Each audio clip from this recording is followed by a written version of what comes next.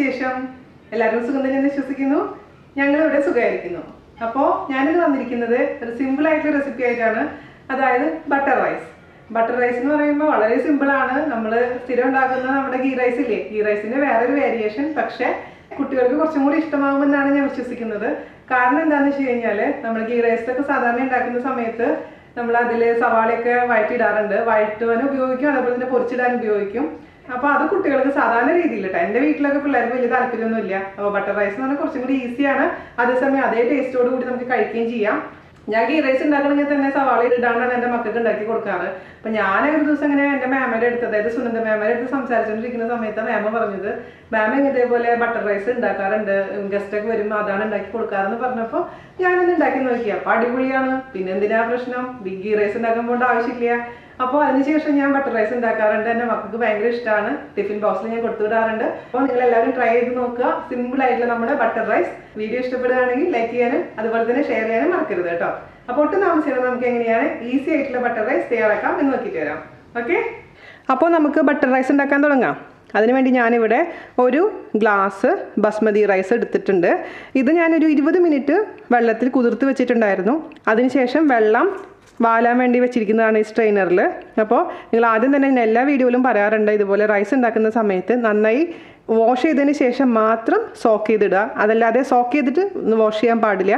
അപ്പോൾ ഈ അരി ഇങ്ങനെ അല്ലാണ്ടങ്ങ് ചെറുതായിട്ടങ്ങ് പൊടിഞ്ഞു പോകും. അപ്പോൾ നമ്മുടെ റൈസ് കാണാൻ നന്നായിട്ടുണ്ടാവില്ല. ഓക്കെ, നമുക്കിനി റൈസ് ഉണ്ടാക്കാൻ തുടങ്ങാം. അതിനുവേണ്ടി നമുക്കൊരു കുക്കർ എടുക്കാം. ഇപ്പോൾ ഇവിടെ ഞാനെടുത്തിരിക്കുന്നത് 4 ലിറ്റർ കുക്കറാണ്. അപ്പോൾ ഇതിൽ 2 ഗ്ലാസ് അരി വരെ ഇടാം. അപ്പോൾ നമുക്കിനി ഉണ്ടാക്കാൻ തുടങ്ങാം. അതിന് വേണ്ടിയിട്ട് ഒരു കുക്കർ എടുക്കുക. അതിലോട്ട് നമുക്ക് ബട്ടർ ഇട്ട് കൊടുക്കാം. ബട്ടറിൻ്റെ അളവെന്ന് പറയുമ്പോൾ നിങ്ങൾക്ക് ഇഷ്ടത്തിനനുസരിച്ച് മാറ്റം വരുത്താം.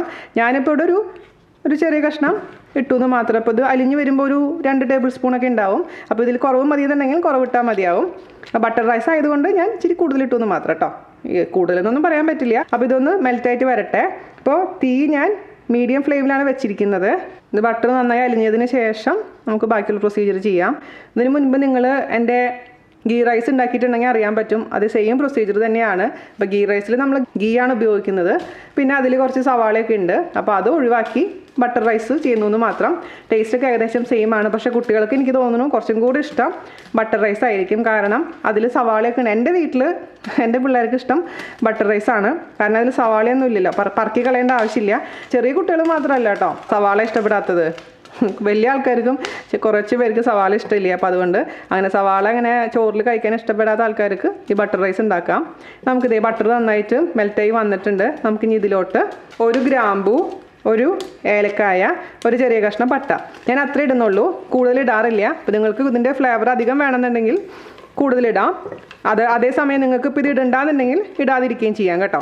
അപ്പോൾ പക്ഷേ ഒരു ചെറിയൊരു മണം ഇരുന്നോട്ടെ നമ്മുടെ ചോറിന്. അപ്പോൾ അതുകൊണ്ട് ഓരോന്നും ഇത് ഇട്ടുന്ന് മാത്രം. അതൊന്ന് നന്നായിട്ടൊന്ന് റോസ്റ്റ് ചെയ്യാം. ഫ്ലേവറൊക്കെ നന്നായിട്ടൊന്ന് പോന്നോട്ടെ. അതിന് ശേഷം വേണം നമുക്കിതിലോട്ട് നമ്മൾ ഊറ്റി വെച്ചിരിക്കുന്ന അരി ഇട്ട് കൊടുക്കുക. ഇത് പെട്ടെന്ന് റെഡിയാക്കാൻ പറ്റുന്നൊരു ചോറാണ്. അപ്പോൾ ഗസ്റ്റൊക്കെ വരുന്നുണ്ടെന്നുണ്ടെങ്കിൽ നിങ്ങൾക്ക് എന്താ പറയുക, വേറെ ഒന്നും ഉണ്ടാക്കാനുള്ള സമയമില്ല. അപ്പോൾ പെട്ടെന്ന് തന്നെ ഇതുപോലെ ബട്ടർ റൈസ് ഉണ്ടാക്കുക. പിന്നെ അതിന് വേണ്ടിയിട്ടുള്ള ബട്ടർ ചിക്കനോ അല്ലെങ്കിൽ പനീർ ബട്ടർ മസാലയോ അല്ലാന്നുണ്ടെങ്കിൽ ഗോബി മഞ്ചൂരിയനോ എന്താണ് നിങ്ങൾക്ക് താല്പര്യം അതിനനുസരിച്ചുള്ള ഏതെങ്കിലും ഒരു കറി ഉണ്ടാക്കണമെന്നുണ്ടെങ്കിൽ കുശാലായിട്ട് നമുക്ക് സെർവ് ചെയ്യാൻ പറ്റും. കുട്ടികൾക്ക് സ്കൂളിലേക്ക് കൊടുത്തു വിടാനും പറ്റുന്ന ഒരു നല്ല റൈസാണിത്. അവർക്ക് ഇഷ്ടപ്പെടും തീർച്ചയായിട്ടും. നല്ല ഫ്ലേവർ വരാൻ തുടങ്ങിയിട്ടുണ്ട്. നമുക്കിതിലോട്ട് നമ്മൾ ഊറ്റി വെച്ചിരിക്കുന്ന അരി ഇട്ട് കൊടുക്കാം. എന്നിട്ടിത് മീഡിയം ഫ്ലെയിമിൽ ഇട്ടതിന് ശേഷം ഒരു 5 മിനിറ്റ് ഇത് വഴറ്റി കൊടുക്കുക. അപ്പോൾ ഈ ബട്ടറിൽ കിടന്നിട്ട് ഈ റൈസ് ഒന്ന് നന്നായിട്ടൊന്ന് ഫ്രൈ ആയിക്കോട്ടെ. 5 മിനിറ്റ് മാത്രം മതി കേട്ടോ, ഓവറായിട്ട് വേണ്ട. അതിനുശേഷം മാത്രം നമുക്കിതിലേക്ക് വെള്ളം ഒഴിച്ച് കൊടുത്താൽ മതി. ഇടത്തരം തീയിലിട്ടാൽ മതി, ഹൈ ഫ്ലെയിമിൽ ഇടണ്ട.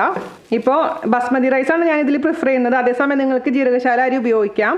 അരി സോക്ക് ചെയ്യാൻ മറക്കരുത്. 20 മിനിറ്റെങ്കിലും മിനിമം സോക്ക് ചെയ്യുക. അപ്പോഴാണ് പെട്ടെന്ന് തന്നെ ഇതങ്ങ് ഈ ഞാൻ പറയുന്ന ടൈമിൽ കുക്കായി കിട്ടുള്ളൂ. അതല്ലെങ്കിൽ ഇതുപോലെ കുക്കായി കിട്ടില്ല. പലവരും ചോദിക്കാറ് എന്തിനാണ് അരി സോക്ക് ചെയ്യുന്നതെന്ന്. നമ്മൾ എപ്പോൾ ഏത് തരത്തിലുള്ള ചോറുണ്ടാക്കുകയാണെങ്കിലും അരി സോക്ക് ചെയ്യണം. അപ്പോൾ ടേസ്റ്റും കൂടും, പെട്ടെന്ന് തന്നെ കുക്കായി കിട്ടുകയും ചെയ്യും കേട്ടോ. അപ്പോൾ ഞാനിതിലേക്ക് 1.25 ഗ്ലാസും കുറച്ചും കൂടി വെള്ളം ഒഴിച്ച് കൊടുക്കാൻ പോകുന്നത് ബസ്മതി റൈസ് ആയതുകൊണ്ട്. അപ്പോൾ ആദ്യം 1 ഗ്ലാസ് വെള്ളം ഒഴിച്ച് കൊടുക്കാം. പിന്നെ ഞാൻ കാണിച്ചു തരാം ഞാൻ എത്ര വെള്ളം ഒഴിക്കുന്നതെന്ന്. 2 ഗ്ലാസ് തികച്ച് ഒഴിക്കുന്നില്ല കേട്ടോ. 2 ഗ്ലാസ്സിനേക്കാളും കുറച്ച് കുറവ്, 1.25 ഗ്ലാസ്സിനേക്കാളും കുറച്ചും കൂടി കൂടുതലാണ് ഒഴിക്കുന്നത്. ഇപ്പോൾ ജീരകശാല അരിയാണെന്നുണ്ടെങ്കിൽ മൊത്തത്തിൽ 2 ഗ്ലാസ് വെള്ളം ഒഴിക്കണം. 2 ഗ്ലാസ്സിന് അല്പം കുറഞ്ഞിട്ടുള്ളൂ കേട്ടോ, ഒരു 2 ടേബിൾ സ്പൂണുകളൊക്കെ കുറഞ്ഞിട്ടുള്ളൂ. അപ്പോൾ നിങ്ങൾ ഏത് ഗ്ലാസ്സിലാണ് അരി എടുക്കുന്നത് ആ സെയിം ഗ്ലാസ്സിൽ തന്നെ വെള്ളം എടുക്കാൻ പ്രത്യേകിച്ച് ശ്രദ്ധിക്കണം. അപ്പോൾ സൈഡിലുള്ള അരിയൊക്കെ തിരിച്ച് ഇതിലോട്ട് ഇടുക. അതിനുശേഷം ഉപ്പിടാൻ മറക്കരുത്. ഉപ്പ് എപ്പോഴും അല്പം മുന്നോട്ട് നിൽക്കണം. മിക്സ് ചെയ്ത് കൊടുക്കുക, എന്നിട്ട് ടേസ്റ്റ് ചെയ്ത് നോക്കുക. കറക്റ്റ് ആയിട്ടുണ്ട്. അതായത് നമ്മൾ വെള്ളം ടേസ്റ്റ് ചെയ്യുമ്പോൾ ഒരല്പം മുന്നോട്ട് നിൽക്കണം. അതേസമയം ഒരുപാട് കൂടുതൽ ഇടാനല്ല ഞാൻ ഉദ്ദേശിക്കുന്നത് കേട്ടോ. ഇനി എന്താ ചെയ്യേണ്ടതെന്ന് വെച്ച് കഴിഞ്ഞാൽ ഹൈ ഫ്ലെയിമിലോട്ട് ഇടുക തീ.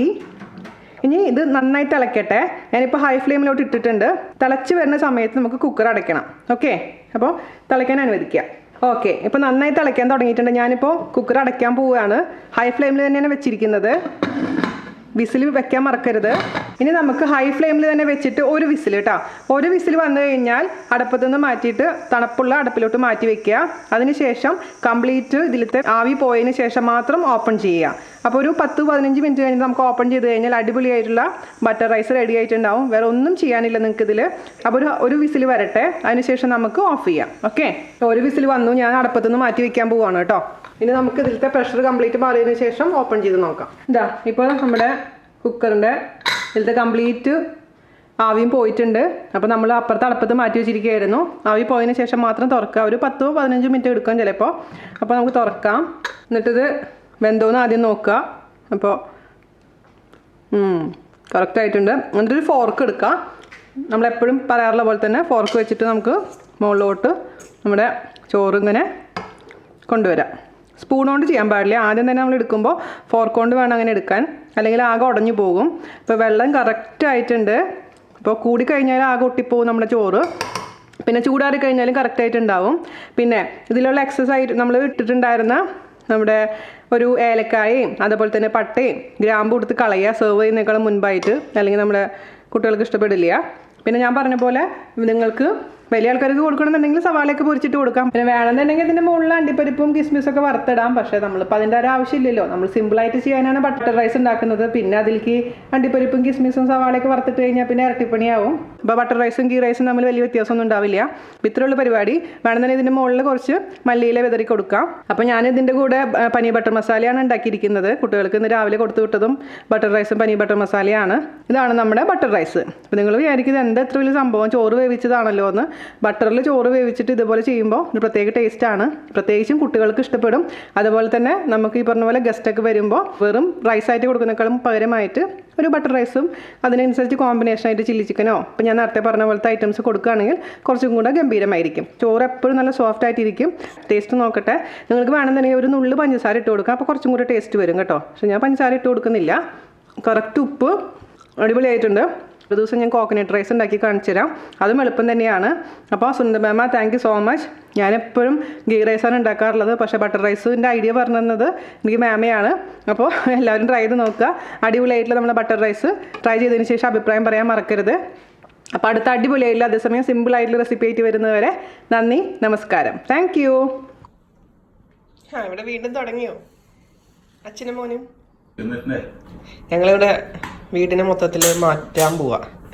അപ്പം ബെഡ്റൂമിൽ വാൾപേപ്പർ ഒട്ടിച്ചാന്ന് കണ്ടില്ലേ. അപ്പോൾ ഹാളിൽ ഒന്നും ചെയ്യാമെന്ന് വിചാരിച്ചു.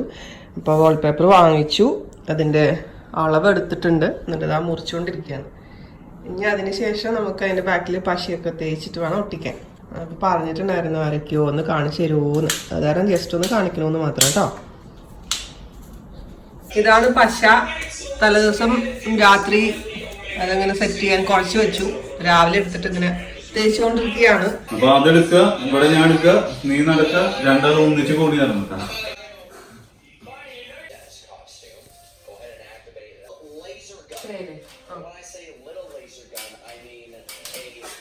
ബന്ധമില്ല. ഇത് മറ്റേ പ്രിന്റിംഗ് അല്ലാത്ത കാരണം പ്രിന്റിംഗ് വളരെ ക്ലിയറാ അല്ലേ. മറ്റേതൊരു ഗ്രെയിൻസ് കൂടുതൽ നമ്മള് അകലെ നോക്കുമ്പോഴാണ് ഭംഗി. നമ്മുടെ വാൾപേപ്പർ ഞങ്ങളുടെ ഹാളിൽ ഒട്ടിച്ചു. ഫൈനൽ പ്രോഡക്റ്റ്, ഫൈനൽ ലുക്ക് ഇങ്ങനെ ഇരിക്കും.